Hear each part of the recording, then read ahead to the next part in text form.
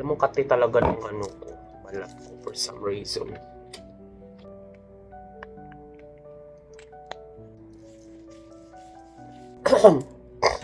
Isn't it amazing how we grow up believing that early bird catches worm? Tama naman, kasi nga the early we wake up, hindi lang sa umaga ha, kundi sa buong existence natin para sa buhay natin, the more chances we have of found our abundance, the early we act, ibig ko sabihin, the earlier we manifest. Pero kasi today, February 23 kasi ngayon, 2026, so kagising ko lang, alam mo naman, nagchat-chat tayo, daming pumapasok sa isip. Yan, we also talk about the early bird, pero nakakalimutan natin na the early worm gets caught too.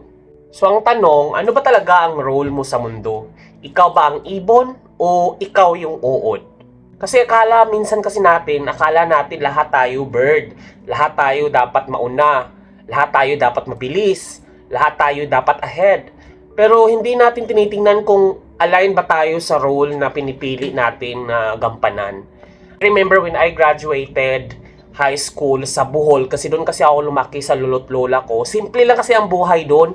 Punong-puno ng pagmamahal, pero kulang sa resources. Hindi kaya ang college talaga. Nag-take ako ng scholarship exam for vocational course. Hindi ako pumasa. At doon unang pumasok ang tanong, bobo ba ako? Pressure started to consume me. Yung pakiramdam na nahuhuli na ako, yung parang may timer ang buhay dahil sabay-sabay kayo nag-aral. Akala mo sabay-sabay din dapat kayong makarating sa mga pangarap nyo. Doon pala nagsisimula ang kanya-kanyang path na walang kinalaman sa oras ng iba. Pero dahil naghahabol ako, naging mabigat ang lahat. Hanggang nagkaroon ako ng chance pumunta dito sa Manila. Bata pa ako, hindi ko nakita yung uncertainty, yung wala akong takot. Ang nasa isip ko lang, kailangan kong makahabol. Gusto kong maging mass communication graduate at that time or kaya psychologist. Yun yung vision ko eh. Pero pagdating ko dito, life humbled me. Hindi ako naka-enroll agad. Nagtrabaho ako sa bakery sa Caloocan. Tapos sa meat shop dyan sa Valenzuela. Tapos naging appliance salesman din ako sa Monumento. Sa Grand Central. Nasunog na yun ngayon eh. Yung meat shop, malapit sa university. Sa Fatima University. Nursing was popular at that time. Araw-araw, pag uwian, yung mga estudyante, nakikita ko sila, naka-uniform, ng puti. Yung mga ganon, dumadaan sila, may direksyon. At ako, wala. Nagtatadtad ng baboy. Napapalibutan ng langaw. Amoy karne. Ayaw ba sa loob ko? Dapat isa ako sa kanila ngayon. Dapat nasa classroom ako eh. Bakit ganito ang buhay ko? Sa Bohol, simple ang buhay, pero may pagmamahal. Sa Manila, pakiramdam ko nilamon ng lungsod ang pangarap at identity ko. 2 years later, nakapag-enroll din ako. That was one of the happiest moment of my life. Parang bumukas ulit ang pinto. Pero kahit nasa college na ako, dala ko pa rin yung pressure. Alam mo yung feeling na walang room for mistakes? Kasi nahuhuli na nga ako, di ba?